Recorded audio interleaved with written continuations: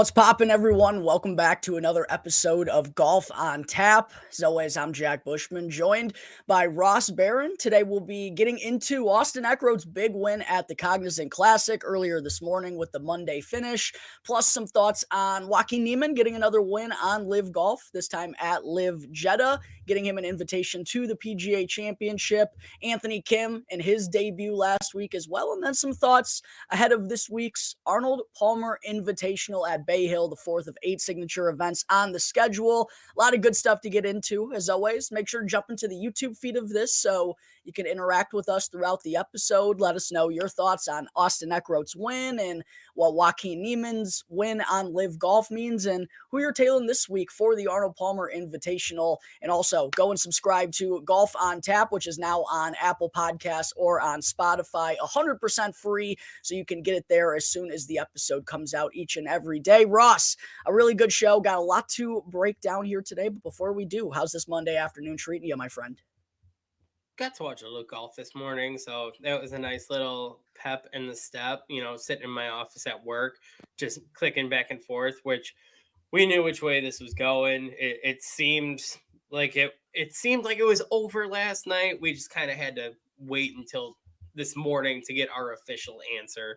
But I mean, when you get a little bonus golf, a little extra day, that a little pep in the step, especially when it's a Monday.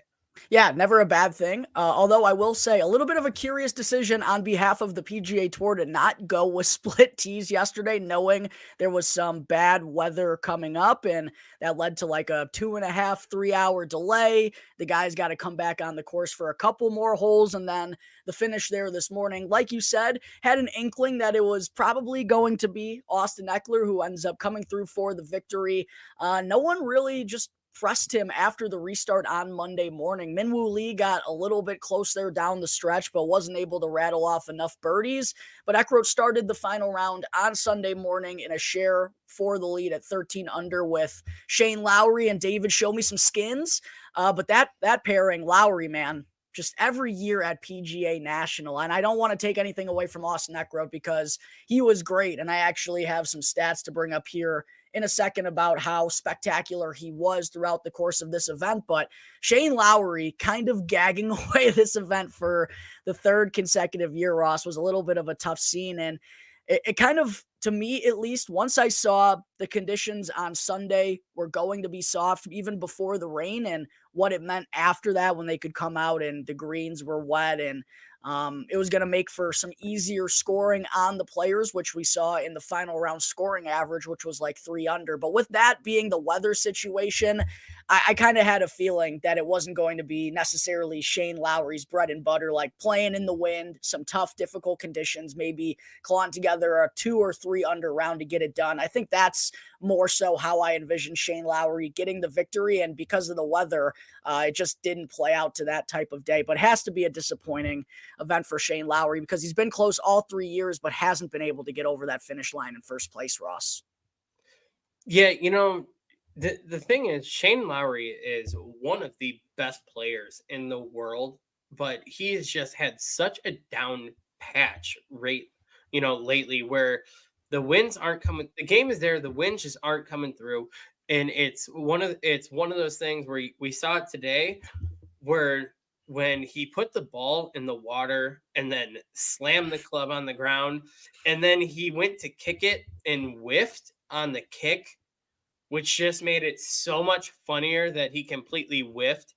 It was just the epitome of this tournament for him for the past 3 years. Yeah, I thought the same thing. I don't know if you actually saw the post that I put out today of his kick in slow motion and like black and white. I thought it was pretty funny, not to toot my own horn, but yeah, toughie for Shane Lowry, man. Just didn't have it once again. And weirdly enough, Ross, you mentioned Shane Lowry is a known golfer because of his win at the Open and what he's done in his career at the Ryder Cup. For whatever reason, though, almost like Tommy Fleetwood-esque, the wins in North America on United States soil just always seem to elude him for whatever reason. But don't want to discredit Austin Eckroat. The day certainly deserves to be his. I'm a little bit disappointed because for those who have been keeping up with my bets all season long, I had Hideki Matsuyama at the Waste Management Phoenix Open. Also bet him at the Century. He goes on to win the next week after Phoenix at Riviera. I was on Austin Eckroat last week at the Mexico Open. He struck the ball beautifully as he's done most of the season, just couldn't hit a putt to save his life. What does he go and do this week at the Cog? Goes and putts lights out. He was third in the field in putts per green in regulation, first in strokes gained total, first in greens in regulation, first in birdies, fourth in strokes gained off the tee, fifth in strokes gained approach. A marvelous performance from Eckroat. And like I touched on earlier, it was because no one else had their peak stuff on Sunday, kind of aside from him. But at the same point in time, he never really faltered down the stretch. He made that one bogey on 14 or 15, I want to say, but that was his only bogey during the restart on Monday and cruised to a 4 under 67 in the win in really, really impressive fashion, man. And the ball striking is what's always been talked about with Austin Eckroat and why he was highly touted coming out of college at the same time as guys like Victor Hovland and Matthew Wolff, who burst onto the scene real early. We've seen some sprinkles from Eckroat, but felt like this was a true coming out party for him this weekend with how he just put everything together at the Cognizant Classic. Yeah, I mean, like you said, he was part of that unbelievable Oklahoma State program that gave us Matthew Wolff. They gave us Victor Hovland along with him. That, I mean, you're looking basically all teammates at the same time being world class golfers at the professional level now.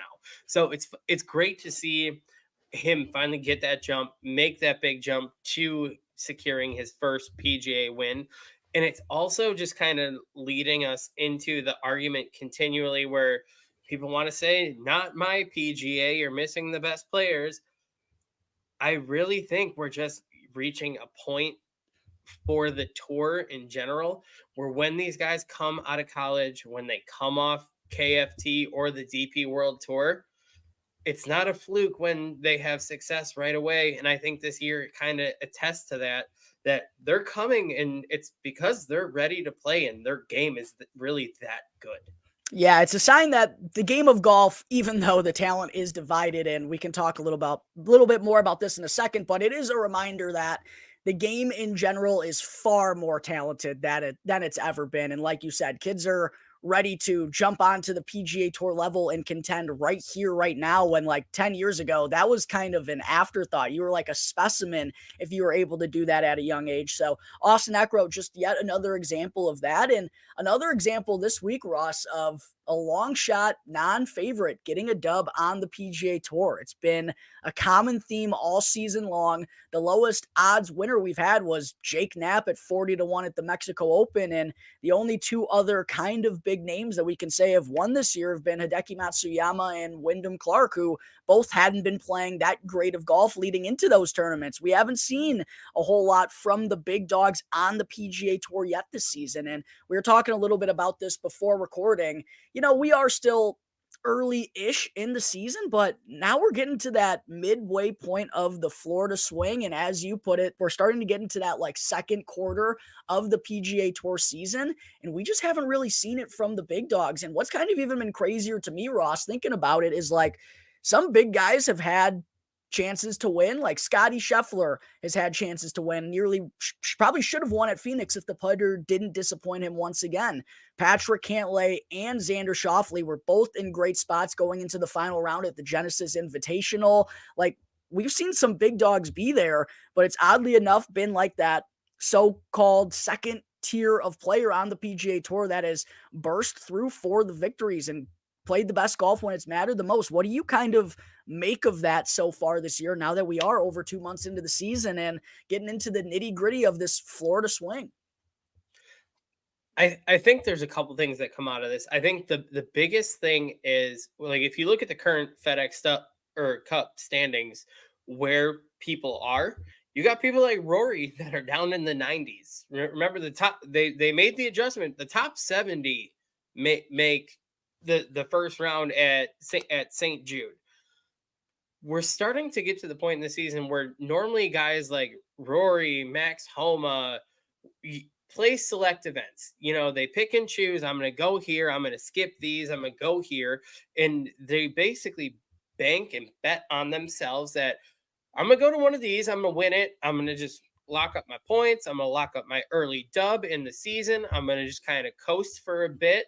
And then when we hit that midsummer swing or, early spring swing, start to get into the majors, I've already got one on the board and I'm good. That hasn't happened. The young guys have come up and taken those events. They've notched their points, got their win.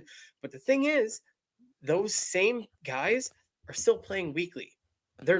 They don't have the availability to pick and choose what events I want to go play.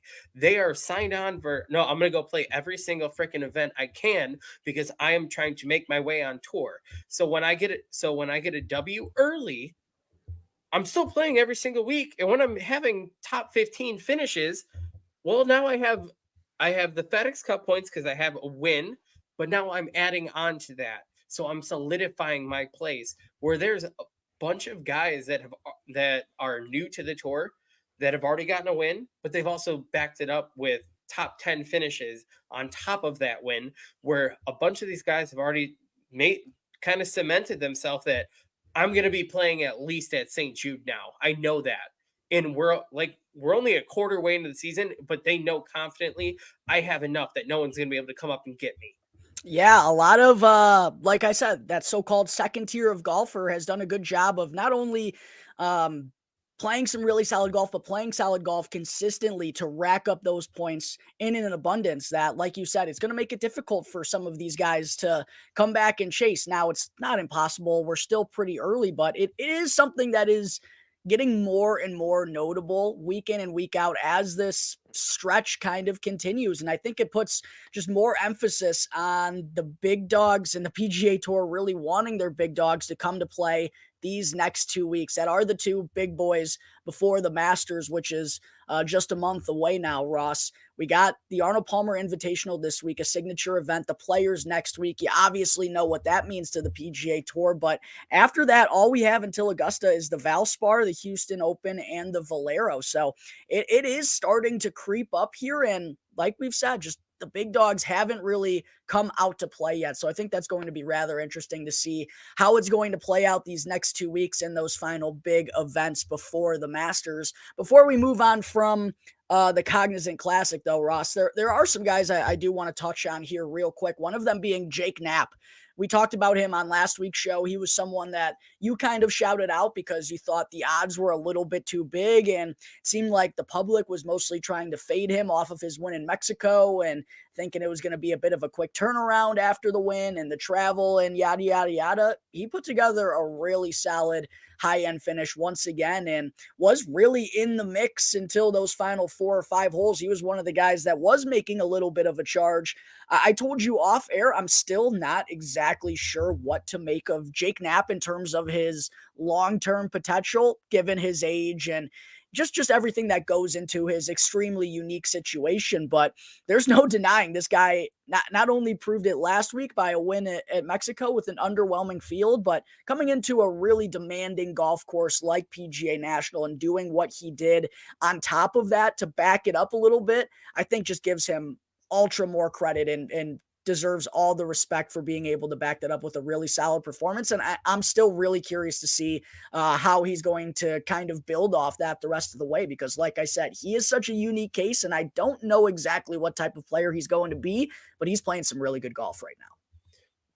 Oh, I mean, he's been incredible. And if you actually go back over the course of the season, since he earned his card and got on the tour, he's taken advantage of the events also, like we just spoke about. He's played everything he possibly can. He showed up. He's played well in most of the events. Now he got the early W in the season, and he followed up the W with a T3 this week. Jake Knapp is sitting 5th in the FedEx Cup points. Realistically, even though it's early in the season, even if he goes into a slump, he's secured himself. That's high enough on that board. I don't see him falling outside the top 70 yet. I forget what exactly the stat is, but they always say it on the PGA Tour. If you're in the top 10 by this point in the season, all of those players have always made it to, I want to say Eastlake, all the way to the Tour Championship. I'm not sure how many weeks we have until that point, but Jake Knapp has got to be liking his odds right now. Yeah, I mean he's sitting at 5, and I mean our boy Matthew Pavone is at the top of the board. No, Matthew Pavone leads the FedEx Cup points because Yeah. once again he played great to start the year. He got the big win to start the year.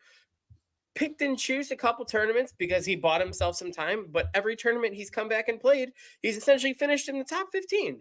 And again, this past weekend, he did it again. Yeah, really impressive stuff. I do want to also shout out Eric Van Rooyen, someone who's been playing some pretty solid golf here in the early portion of the season, and what a run that he made before the weather delay kind of cooled off his momentum. He was 8 under through 11 holes on Sunday to get his hat into, or get his name back into the hat, Ross. I fully believe that if we did not have that weather delay, you and I are talking about a different winner today. I think that was the biggest thing. I think the 3-hour delay is cost him. And I think it cost him. I think it cost him dearly because he was so hot. The putting, everything was just in tune. It looked like he was going to run away, and then we get a 3-hour weather delay. He went back out and just didn't seem the same. You know, and to his credit, he basically parred out to finish the day after. But he's 8 under through 11, goes back out after the delay, and just kind of plays par for the course the rest of the way. I think we would have had a different result if he was able to play through without the delay. I think you were going to continue and he was going to go lower and lower. And also just shout out Eric Van Rooyen for just the greatest mustache I've ever seen. Oh, it's a thing of beauty for sure. And I think the biggest part about the weather delay kind of screwing him was I think that would have allowed him to carry that momentum over more, obviously, but I think posting a 15 or a 16 breathes down Austin Eckler's neck a little bit more on that Monday morning. And Van Rooyen wasn't able to take advantage of the par 5 18th. Like you said, he ends up parring out. I think even if he finishes at 15, it gives Austin Eckler a little bit more of a sweat of him already being in the clubhouse. So yeah, a bit unfortunate that Eric Van Rooyen got postponed by the weather there a little bit, but we've seen him a few times now this season, Ross, have some high-end finishes. And also what stood out to me is when he's going, he's really going, like a guy that can shoot that 61, 62, go 8 under. We saw it in the first round 2 weeks ago at the Mexico Open. So I do think he's someone to pencil in that's playing some good golf lately that you don't want to forget about. And also, before we move on to Matthew Pavone and Jake Knapp, both getting some pretty big odds once again this week. A little disrespectful once again. Hey, you know, we tend to like those things, and I think our viewers like those things when we once again are just able to point out, like, hey, we've talked about them every single week basically for the past month, and guess what their odds are again. So, but no, you can definitely see the Eric Van Rooyen thing when he gets in that groove. I was laughing because I saw someone post that when he gets in that groove and that game is on, he's like a big dick walking in the locker room where it's like, oh shit, someone's here. Everyone just kind of notices. Big Dick's back in town. And that's even like that type of golf is what led to his victory during the fall swing at the Worldwide Technology Championship, where he just got scorching hot on that back 9 and rolled in an eagle on the 18th to steal that victory. So yeah, maybe just something worth noting. If Eric Van Rooyen is 4 or 5 back going into a Sunday, just know that guy does have the goods to come back against any odds. But the last thing I wanted to bring up about the COG, Ross, was just the event in itself, because there was a lot of chatter on golf social media about hashtag not my Honda, because this event was, well, in the terms of the final scores, we saw the winner reach 17 under this year, which I thought it was going to be over 15 because of the additional par 5s. And that wasn't really the problem to me, was the winning score. The problem was the amount of guys that were creeping into those high teens at PGA National, which for us true golf fans, like, it's one of the venues that we rely on to produce carnage and produce good finishes because of the bear trap and how demanding the course is. And the PGA Tour even admitted to wanting to play this easier this year because they think the Florida swing is too grueling of a stretch for these guys before the first major championship of the year. That couldn't make me any more sick as like a true golf fan. And once again, it feels like the PGA Tour, for whatever reason, just loves birdies and feels like they need to pump out birdies to the crowds and low scores to like get the fans. But I just couldn't feel any more opposite about that statement personally, Ross. It really grinded my gears to see what the cog turned into this year. No, I completely agree. I think the setup for the Bear Trap is one of the best things to watch on the tour for this event every single year, because of how grueling and difficult it is. That, you know, when you're playing on Sunday and the whole location is set right on the edge, and I either got to land it right on the flat, or if I come up short, I'm in the drink. But I need to make this shot because I need to birdie this hole because I need to put more pressure on. We didn't get to see that because the rest of the course was shooting so low that when we got to the Bear Trap, guys are going, "Oh, I'm just going to knock it to the back of the fucking green. It's fine. I'll get out of there. I just want to get out of here with par." Right. Way more birdie opportunities than ever before. I couldn't disagree more with the change of the par 4 10th, which used to be a very difficult golf hole. It turned into a basically give a guy a 4 and let him go on the rest of their way. I was really disappointed to see this, man. I hope they're not tinkering with the rest of the Florida swing, because I think that's what makes this 4-week stretch so great is all 4 golf courses are demanding.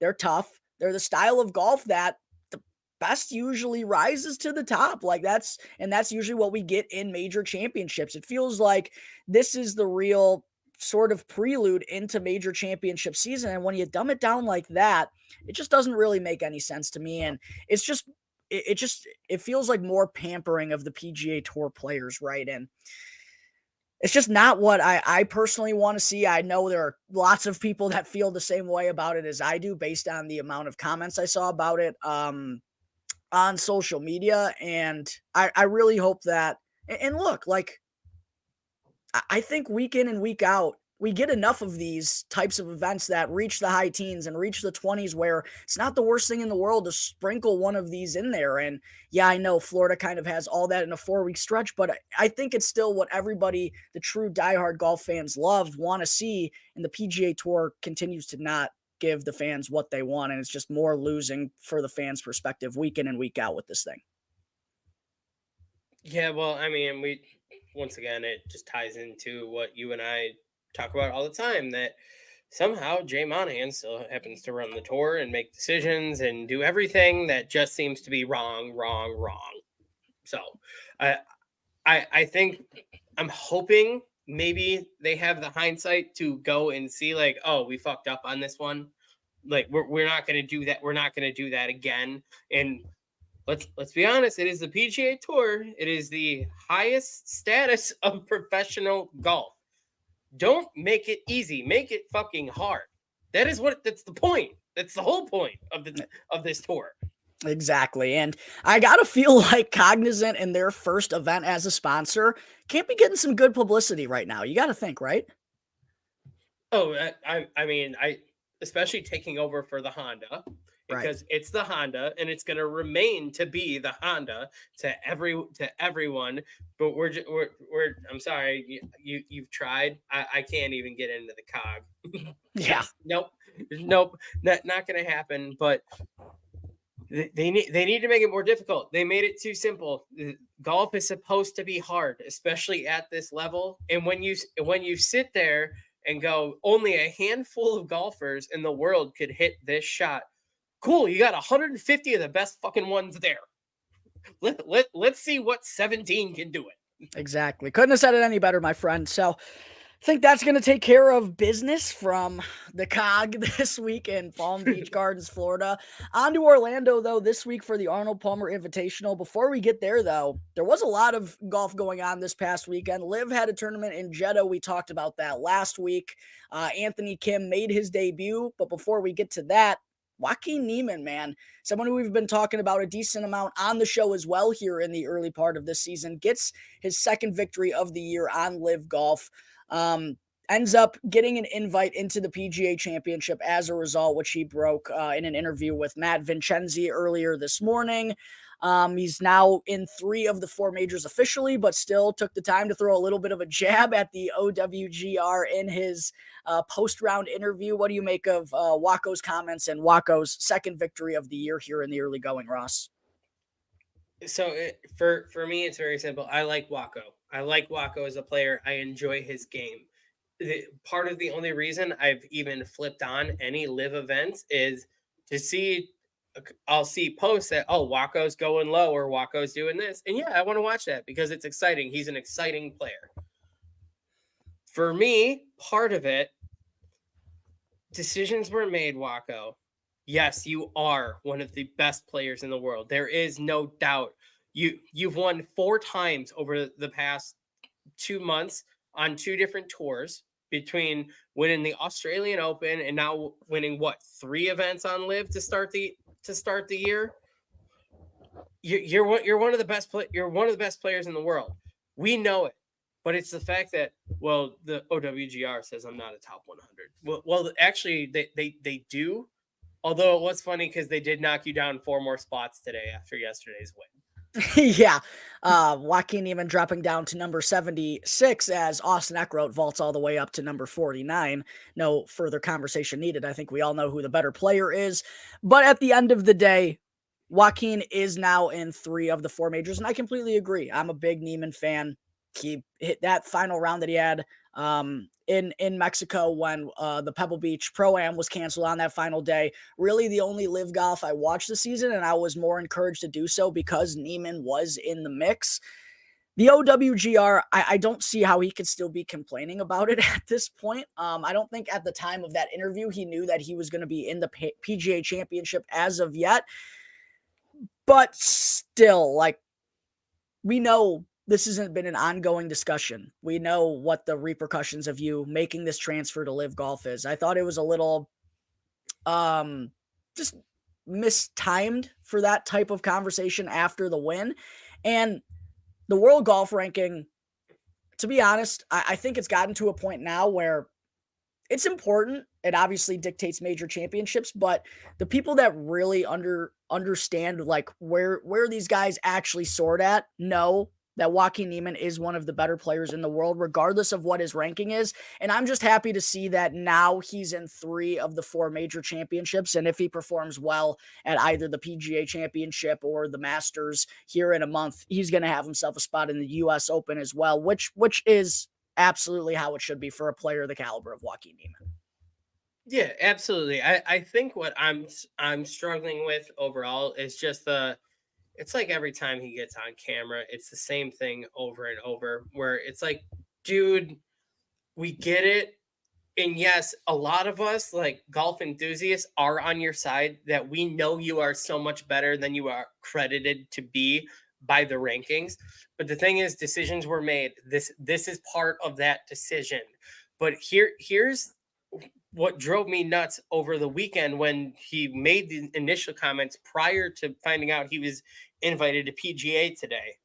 Is they don't, how can you say I'm one of the best players when I'm not in the top 100?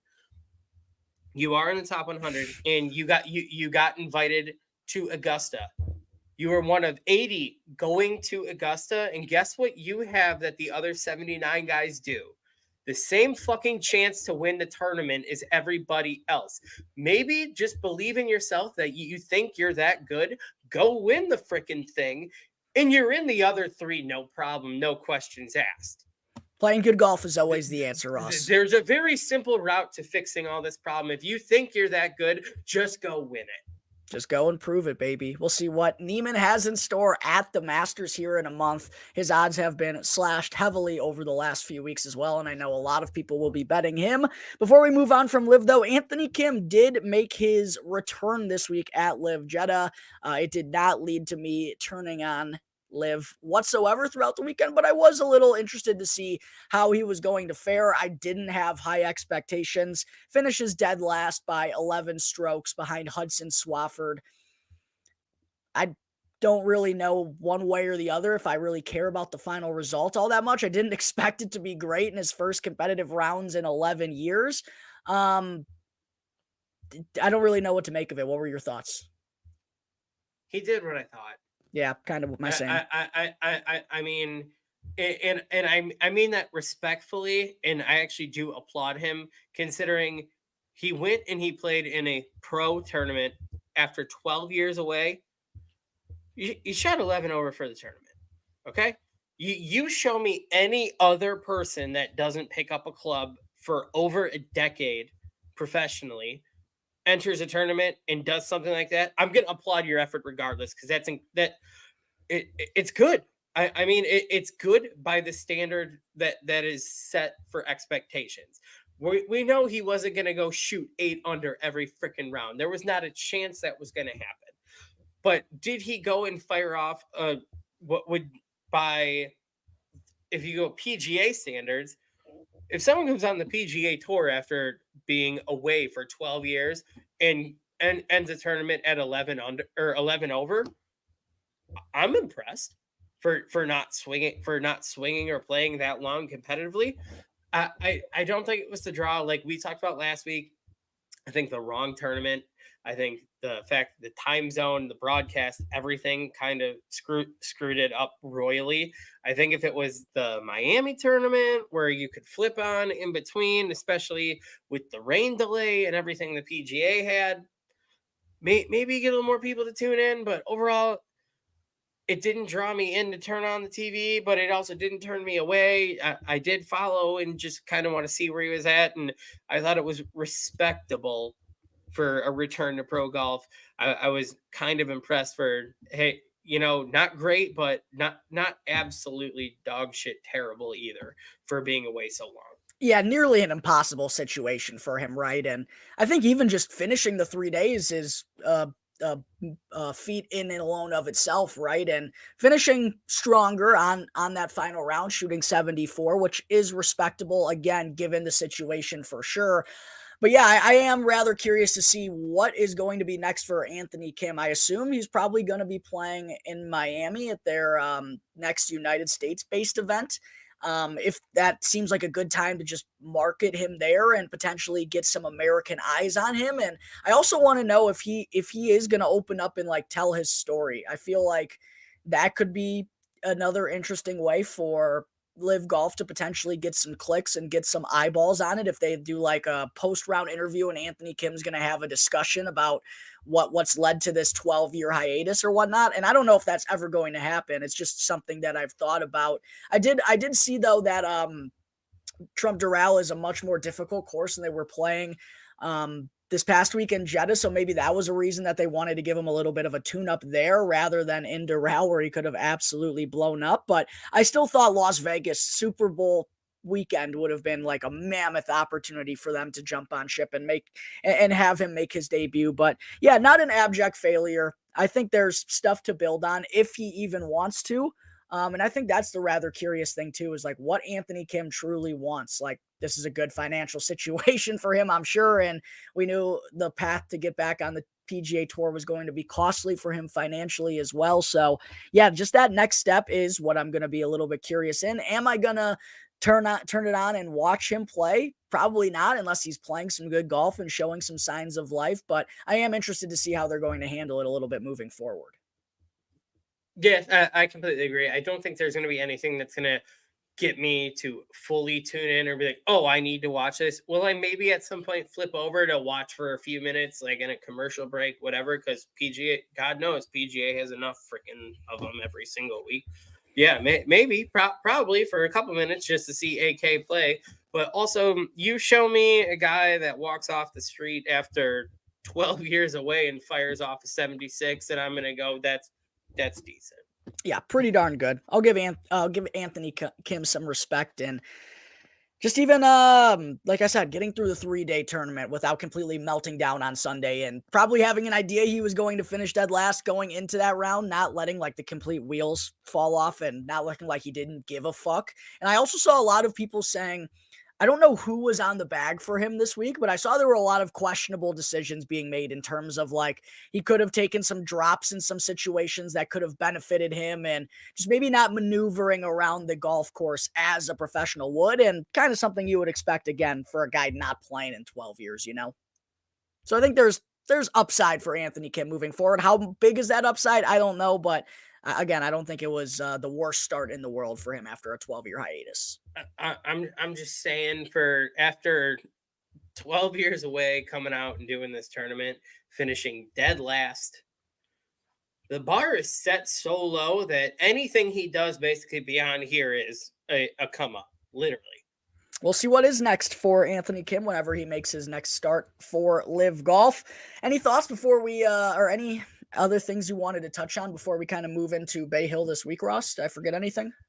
I just wanted your opinion on the viral clip from this week's COG. Thomas Dietrich's 5-putt from 3 feet. I'm glad you bring that up, my friend. Thomas Dietrich had a case of the going bads. The first 6-putt on the PGA Tour since Danny Lee. I forget exactly where it was, but yeah, the video got thrown around on social media there a little bit. Tough look for Mr. Thomas Dietrich, man, especially on like was it Friday afternoon? Like, just absolutely derailed any chance whatsoever of making the cut. And you could tell in that moment, he just said, fuck it. Just said, fuck it. And I also give credit Steven Jaeger for holding it all together and not like reacting any differently, as he's right across the green from him, going to line up his putt as well, just waiting for Mr. Dietrich to tap one of those in. Okay, so the funniest thing is there's 2 parts of this video that become hilarious. And it's about the 3rd putt when he misses and it lips again, that you just see the I don't give a fuck hit him, where he's just walking over, tap it, miss again, walk over, tap it, miss again. The 4th one, when it's literally measured at 15 inches from the cup and he lips it, the fact that Steven Jaeger is standing less than 2 feet away to watch him miss a 15-foot putt, the fact that Steven Jaeger had the balls to hold it together and not just audibly laugh right there, because I didn't. When I saw him miss the 15-inch putt, I lost it, because that was 4. And then remind you, there were 2 more after that to come back home. Yeah, for anyone who didn't see or didn't hear about it, Thomas Dietrich's first putt on the par 4 6th hole on Friday afternoon was from 51 feet 1 inch. Pretty good lag putt here from Dietrich. Leaves it at 5 feet 10 inches. Then misses the next one. Leaves it at 2 feet 6 inches. Misses from there. Misses from 3 feet 10 inches. As you referenced, misses from 15 inches. And then the last miss from 3 feet 10 inches. Finally puts it in the hole to record an 8, a quadruple bogey that, like we said, plummeted any chances of Dietrich having to come back. A relatable golf moment. I don't know if I've ever 6-jacked from that close, but we've all had that moment where you just go to tap it in and you think it's a gimme. Maybe you're playing with your friends. You're trying to get away with one a little quick, see if anyone's looking. Yeah, we had the camera on you, Thomas. Tough moment for the Dietrich bandwagon. Ended up finishing dead last in the tournament because of it. But also finished dead last, but not too far behind Eric Cole, who you and I both picked last week, thinking that he was going to win. But you know what? I honestly texted people and apologized that I made that pick, because I didn't have an answer for that. Literally the worst tournament that he's had in a year. Couldn't believe it. It looked like the extra motivation that I thought he was going to have going into this tournament after coming so close last year wound up just being like nerves or something. I don't know. It was not the Eric Cole that we have seen, who's been playing ridiculously consistent golf over the last handful of months. And yeah, I feel like I probably should apologize to people for that selection as well, because DFL Eric Cole, not only did he miss the cut, he was the worst player in the field along with Mr. 6-jack Thomas Dietrich. So tough look for the Cole train. I would never wish injury upon anyone, but if Eric Cole just wanted to come out over the next 48 hours and be like, "Oh, I'm hurt," I'll feel so much better. Yeah, right. Shot a 78 on Thursday. Had a real case of the going bads to kickstart the tournament. Yeah, not very good for my wallet, Ross. But yeah, let's move on to the Arnold Palmer Invitational this week at Bay Hill Club and Lodge. And I swear, Ross, if they go and make this thing easier like they did to PGA National last week, I'm going to be very upset because this is one of my favorite courses on the PGA Tour. It's been a staple of the schedule since 1979, coming here year in and year out. And over the last handful of seasons, it's really been one of the more strenuous non-majors on the schedule. Thick rough, a long course over 7,400 yards, severe dog legs. In typical Florida fashion, it's got lots of holes with water, lots of sand bunkers, Bermuda grass greens that tend to run really quick, and the property is pretty exposed to the wind. And when that gets gusting, which it looks like it's going to do throughout the weekend on Saturday and Sunday, we got winds up to 30, 35 miles an hour on both of those days. It's one of the hardest courses on the PGA Tour. I personally love it. I hope it provides a brute of a challenge this week.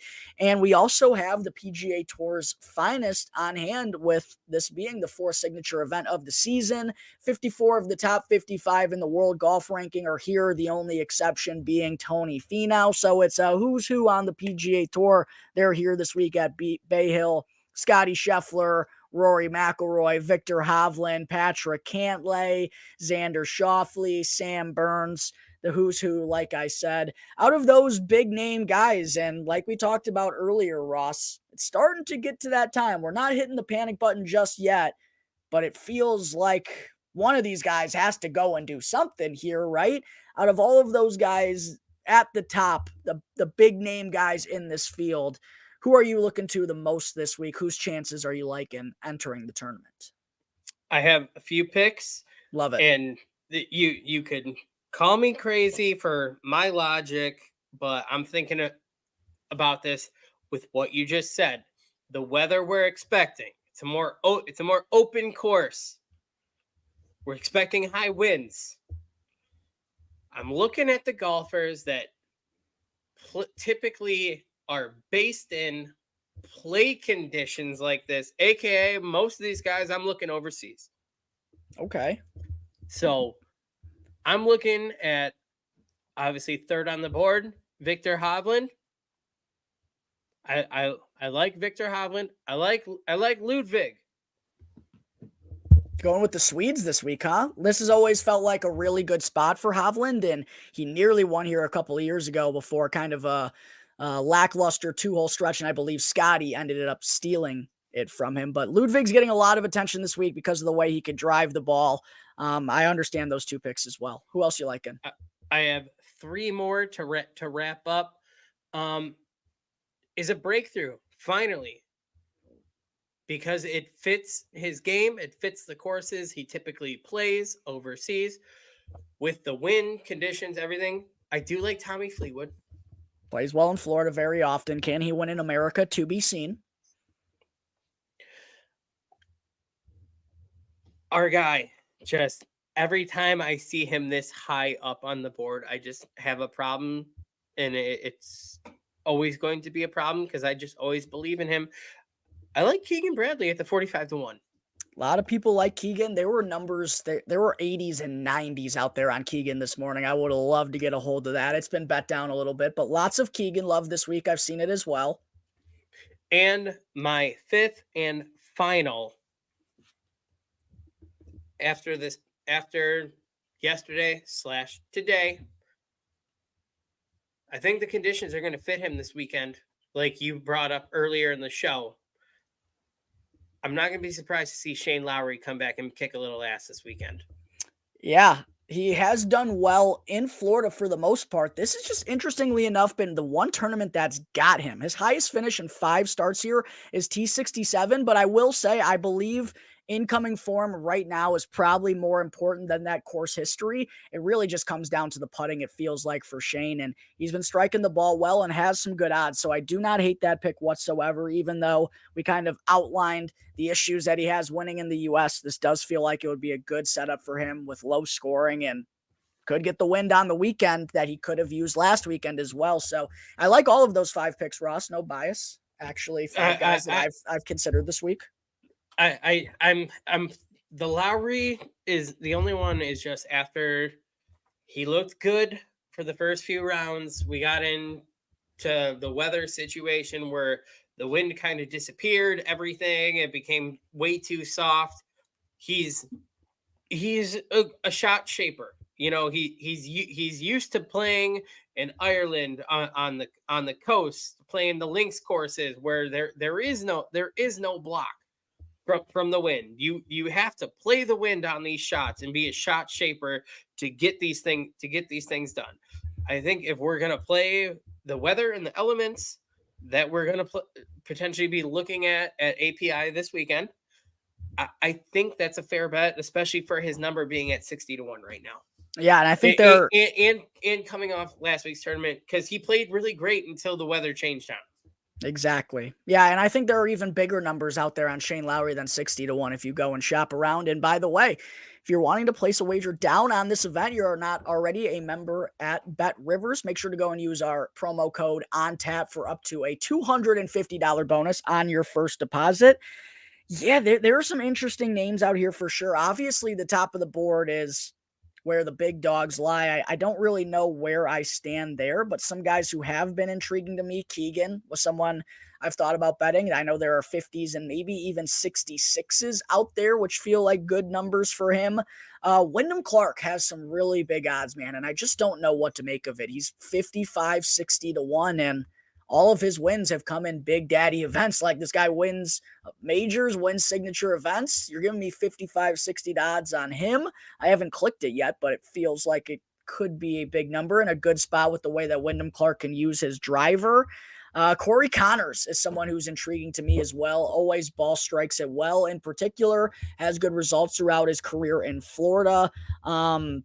This is kind of the time of season when Corey Connors really gets going. API, the Players Championship, both of his wins on the PGA Tour have come at the Valero Texas Open, which is just a couple of weeks away as well, and quietly has performed well at the Masters in his career too. So, time of the year that I do like betting Corey Connors. The only official bet that I've made so far, Ross, was actually our boy Sahith Theegala, because I saw him at 70-1. I just thought that number was big. It's really the only reason. Was a little bit disappointing in his last time out at the Genesis, but had a T14 here last year at Bay Hill, and more importantly to me, drove the golf ball really well and is one of the better putters in this field on regardless of the surface. Always seems to perform well, and with his short game, if it gets really difficult, I like Theegala's chances. So he's the only one I bet. What do you think about Theegala this week? I think that he was one of the ones that I threw out last minute. He was in my top 5 for a very long time, and I'm kind of regretting it now because I saw the same number you did initially at that 70-1, and currently on DraftKings they're showing him at 55-1. Yeah, I did see that dip a little bit as well. Some other guys who I think have some pretty big odds before we kind of wrap things up here. Matthew Pavon, 90-1. Guys just churning out high finish after high finish. I think that's a big number. I've been like 1 week off on a couple of guys this year, as I mentioned earlier in the show. Emiliano Grillo at 90-1, man. He just continues to strike the ball well, and it really just comes down to that putter. And in Mexico, he made enough birdies to win that tournament. He just made too many bogeys, and maybe it's my FOMO just because of how things have been going lately, but I feel like I'm going to be hard-pressed to not bet Emiliano Grillo at 90-1. I feel like those are good odds. Luke List at 110-1 also feels like some pretty good odds. Can he putt? It's the million-dollar question week in and week out, but we know what he can do from tee to green with the way he's been striking the ball lately, Ross. I completely agree. Also, just so you know, I'm looking on my end. DraftKings currently has Emiliano Grillo down to 75-1. So, and that's why we always recommend shopping out for odds. Go and get the best odds out there. Go and get yourself more money. Who doesn't like more money? So that's why you always got to be taking a look at other books. And we got nap time up there again at 45-1. Another yet again. He's 60, 65 in some places too. So, and I saw he was bigger to open things up today. So there's been some disrespect on those guys thinking that they can't consistently play well, and they've been doing it time and time again. I don't think I'm going to bet him, but I'm just going to give him a shout out because he has been playing some good golf. And I actually don't know if he's in this tournament. I actually think he's not actually in this tournament, but shout out to Andrew Novak. A third consecutive top 10 finish. I believe he got booted out of the Aon top 10 to get into this one because he made a par on the last hole instead of a birdie. But But another guy kind of like Aaron Van Rooyen that I'm going to make a mental note of moving forward. But anyone else you wanted to bring up before we kind of put a bow on this whole thing, Ross? Any other names that you thought were interesting at all? What do you think about Chris Kirk 60-1? I do like Chris Kirk. Been playing well. Chris Kirk is not only playing well, Chris Kirk is playing himself well into the FedEx Cup already. Yeah, he's in a good spot. Do you know where Chris Kirk is in the FedEx Cup standings going into this tournament? Is he 3? He is. Yeah, I knew he was top 5. Yeah, I mean, playing really, really good golf and has a good Florida track record. It could have even been better last week too, at the Cog, but I want to say he made a quad on like the 8th or 9th hole on Saturday that kind of just derailed his chances, but he was looking good up until that point. I mean, just for our viewers and how ridiculous this season is to start already. If we were going to East Lake for the FedEx Cup Championship, the top 10 would be Matthew Pavone, Scotty Scheffler, Chris Kirk, Hideki Matsuyama, Jake Knapp, Wyndham Clark, Benny On, Xander Schauffele, the Postman, and Jason Day. Yeah, it is a very mixed bag at the top of the FedEx Cup standings right now, and we're getting to that point, like we said, where a lot of these guys need to start taking advantage if they want to gain some ground, because a lot of these guys are playing week in and week out. So, yeah, it's going to be a big event this week at the Arnold Palmer Invitational, man. A signature event that feels like it has a little bit more oomph to it because the PGA Tour just really needs its big dogs to shine because they haven't at all this season. Do you think we get one of our regulars this week to finally take one home? I mean, I thought it at Torrey Pines. I thought it at Phoenix. I feel like this is the one. I feel like this is the one, but I've said it before and been wrong. But if they play this the way it should be played, the way it's been played the last 3 or 4 years, and the wind picks up over the weekend, yes, I do think we're going to see one of the big dogs, one of the better ball strikers in the world with the well-rounded game alongside it is going to come away with the trophy this weekend. I feel that way.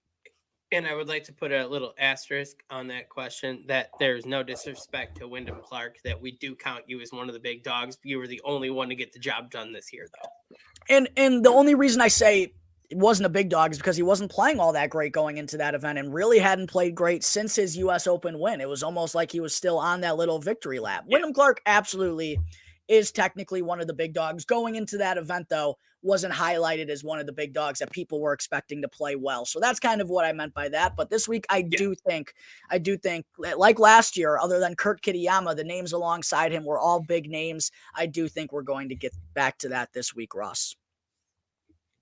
My question, I guess, just someone I would highlight that I've been impressed the further we move into the season as he makes his tour debut. How far off do you think Min Woo Lee is?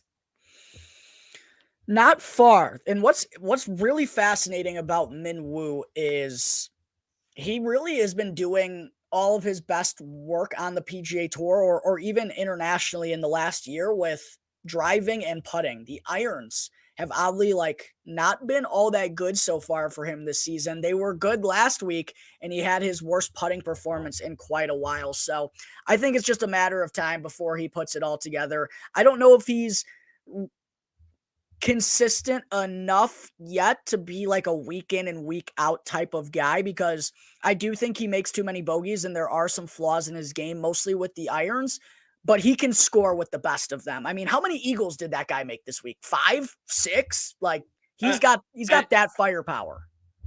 When I was bouncing back and forth at work, I was watching him going this morning. I was literally watching him thinking, if he holds these, we're going to a playoff. And the thing is, the putting was just a little bit off, where he lipped a few birdie putts and he walked out of there with pars. But he definitely had a chance and was in contention to make it this week be his week. Yeah, so I think he has the goods. I agree. I think he needs to work a little bit on the iron play because the putting is great. The driving is world class. He can hit it a fucking country mile down there, especially playing from the outback. Yeah, right. It's more of the irons need to be fine tuned a little bit because there's a difference between leaving yourself a birdie from 15 feet and you leaving yourself a birdie from 7 feet. Absolutely. And oddly enough, I don't even, this could be incorrect, but I feel like the biggest thing about Min Woo, or maybe in my mind, what I think he needs to do almost is like be less of an electric factory. Like, I think he just needs to settle his game down a little bit. Like, and not in terms of how he plays, but like, I just think he makes too many bogeys and just makes too many mistakes when they're not really presented to him. I think they're like forced errors a little bit sometimes. You know what I'm saying? Like, I don't want him to change his style. I love how he is on social media. That's not what I'm asking for. I just feel like there are the opportunities are there, like on the course. He's just making too many mistakes, if that makes sense. If Minwoo Lee's team is watching us, I would like to say that Jack and I have officially trademarked instead of let him cook, maybe just let him simmer. Yeah, just let him simmer a little bit. We know he can get hot. Like, he can make the birdies. It's just he needs to make pars Just, when he really needs to. Like, the bogeys are the ones that hurt more than the birdie. Like, then the birdies feel good. You know what I mean? Like, I it, feel it, like it's like a crock pot, man. You can put it on high for 4 hours, or you can put it on low for 8. You're gonna get to the same place. exactly, exactly. But it feels like he already at his age has that like Eric Van Rooyen ability we were talking about earlier. Like, when he's hot, he's nuclear hot. He'll go and fire 8, 9 under on you because he can score, and just the way that he can give himself looks with the creativity that he has, all the shots in his bag. It's just a matter of time for me that he's going to win on the PGA Tour. Agreed. Just wanted your opinion because I do think he is very close. I think it is only a matter of time. And he was very And close I this and weekend I too. think he's going to be one. I think he is going to be a star if he can find it and get that consistency. I think he's going to be like one of those guys that you and I grew up watching consistently as a superstar. I think that he can be that for the next generation of people watching the game and just be an absolute electric factory. As long as he can kind of tone it down a bit, focus on the game, put it all together. I think the sky is the limit, honestly, for him. Very well said. I couldn't have said it better myself. All right, I think that is going to wrap up today's episode of Golf on Tap. To everyone who tuned in, as always, thank you very much. If you haven't done so already, make sure you're subscribed to the show on Apple Podcasts, on Spotify, wherever you're listening to your podcasts. It's 100% free. It won't cost you anything to go and hit that follow button. We greatly appreciate it, as always. We'll see you next time on the Golf on Tap podcast. Maybe I'll get a winner this week and add that cold spell. It'd be rather nice to get one before Augusta, which is just creeping up, and we're going to be having some great coverage, some good guests coming up before we hit Augusta. So make sure you're following along with Golf on Tap if you haven't done so already. Till the next time, crack 'em, lock 'em, everyone. Enjoy the rest of your week.